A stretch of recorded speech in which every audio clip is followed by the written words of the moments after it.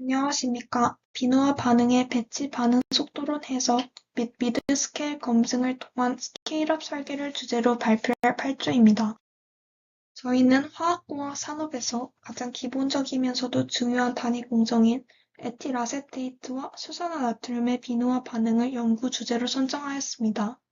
이 반응은 실험실 규모에서는 다루기 쉽지만 실제 상용 플랜트 규모로 스케일업할 때 예상치 못한 수율 저하가 빈번히 발생하는 까다로운 공정입니다.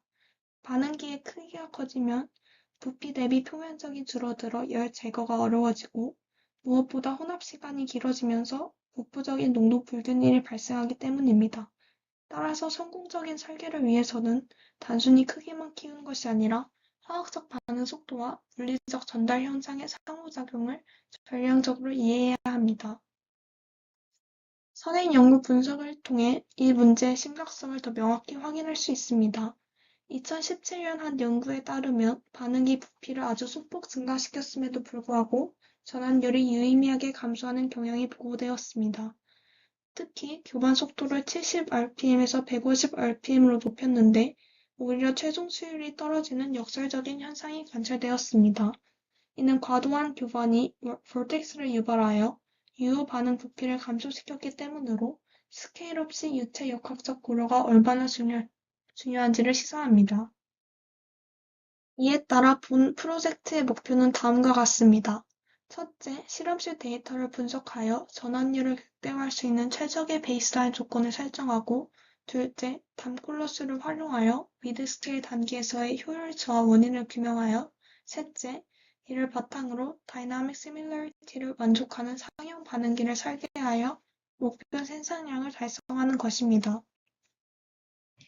본격적인 설계에 앞서 반응 속도론적 배경을 설명해 드리겠습니다. 저희가 진행하는 반응은 에틸아세테이트와 수산화나트륨을 이용하여 에탄올과 아세트산 나트륨을 생성하는 반응으로 화학 양형적으로 1대1 반응이며 2차 반응 속도식을 따릅니다. 저희는 해석의 용이성을 위해 두 반응물의 총기 농도를 각기 설정하여 속도식을 단일 변수에 대한 미분 방정식으로 간소화했습니다. 이 식을 적분하면 농도의 역수와 시간이 선형 관계를 갖게 되는데 저희는 이 선형성을 검증함으로써 반응이 2차임을 증명하고 반응 속도 상수 K를 도출하였습니다. 또한 반응 속도 상수 K는 온도의 영향을 매우 크게 받습니다. 이는 아레니우스식을 만족하기 때문인데 저희는 다양한 온도 조건에서의 데이터로부터 아레니우스 플롯인 LNK 대 T분의 1을 작성하여 기울기로부터 활성화 에너지를 구했습니다.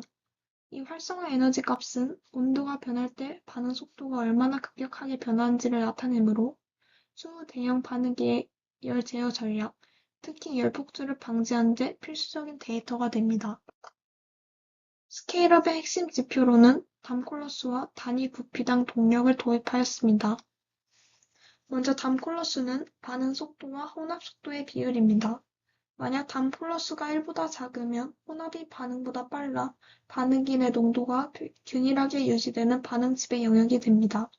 반면 담콜러스가 1보다 크면 혼합이 반응 속도를 따라가지 못해 농도 편차가 생기는 혼합집의 영역에 빠지게 됩니다. 즉 상용 설계의 핵심 목표는 교반 강도를 조절하여 이 담콜러스를 1 이하로 유지하는 것입니다. 저희는 선행 연구 데이터를 분석하여 최적의 운전 조건을 도출했습니다. 가장 효율이 좋았던 조건은 온도 313K, 교반 속도 70rpm, 초기 농도 0.025m입니다. 여기서 주목할 점은 반응기의 부피입니다. 1.2L일 때는 전환율이 70%였는데 1.8L로 조금만 커져도 48%로 급감했습니다.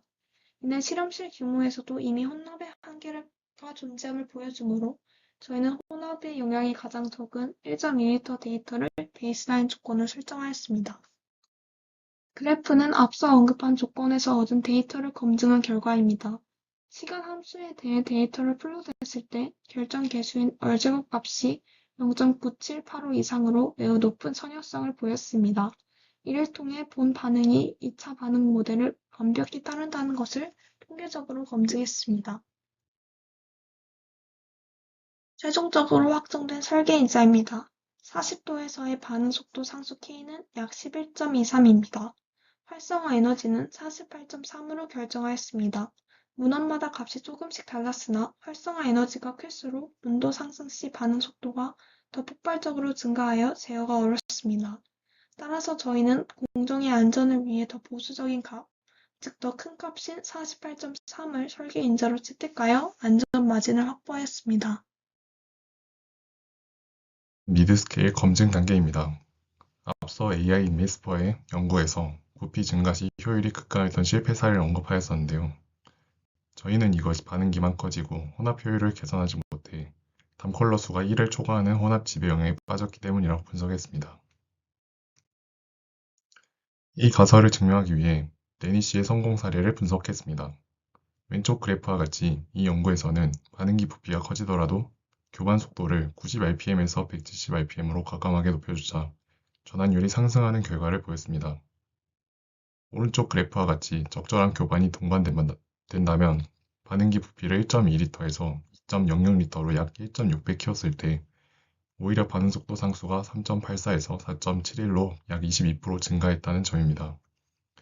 이는 강력한 난류를 형성하여 담컬러 수가 1보다 작은 조건에 만족시킨다면 스케일업은 더 이상 효율 저하의 원인이 아니라 오히려 생산성을 높일 기회가 됨을 의미합니다. 검증된 데이터를 바탕으로 최종 상용화 설계를 진행했습니다.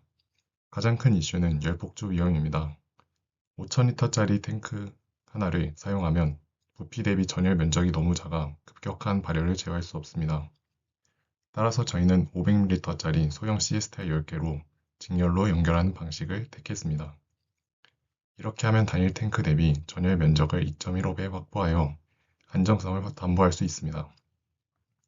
또한 반응 공학적으로도 다단 직렬 연결은 흐름 특성이 PFTR과 유사해져 체류 시간 분포가 좁아지고 반응 효율이 극대화되는 장점이 있습니다. 구체적인 설계 사양과 안전 전략입니다. 반응기 내경과 높이는 약 0.9m이며 교반기는 고점도 혼합과 쭉 방향 유동에 유리한 피치 블레이드 터빈을 선정하였습니다. 교반 속도는 동적 상사성과 데니시의 데이터를 참고하여 120rpm으로 설정했습니다. 안전 대책으로는 초기 반응열의 80%가 집중되는 1에서 2단 반응기의 냉동기인 칠러를 연결해 집중 냉각하고 펌프 고장 위험을 원천 차단하기 위해 자연적인 오버플로우 방식을 채택하였습니다. 또한 내부 온도가 42도를 넘으면 원료 공급이 선안되는 인터락 시스템과 비상 퀸칭 체계도 구축했습니다. 마지막으로 생산성 분석입니다. 전체 5,000리터 중 여유분을 뺀 유효 부피 4,500리터를 기준으로 계산하였습니다. 10단 직렬 설계의 높은 효율 덕분에 체류 시간을 CSTR당 6초 중 체류 시간을 1분으로 매우 짧게 설정해도 목표 전환율 92% 달성이 가능합니다. 이를 유량으로 환산하면 분당 4,500리터의 원료를 처리하는 셈이며 이를 통해 이를 약 12.2톤, 연간 약 4,450톤의 소듐 아세테이트를 생산할 수 있는 고효율 공정을 설계하였습니다. 결론입니다.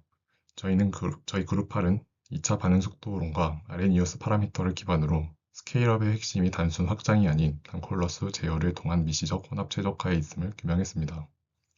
이를 통해 열폭주 위험을 차단하고 PFTR 거동을 보수할 수 있는 500리터 CSTR 10단 직렬 공정이라는 최적의 솔루션에 도출하였고 연간 4,400톤 규모의 안정적인 생산 능력을 확보하였습니다. 이상으로 발표를 마치겠습니다. 들어주셔서 감사합니다.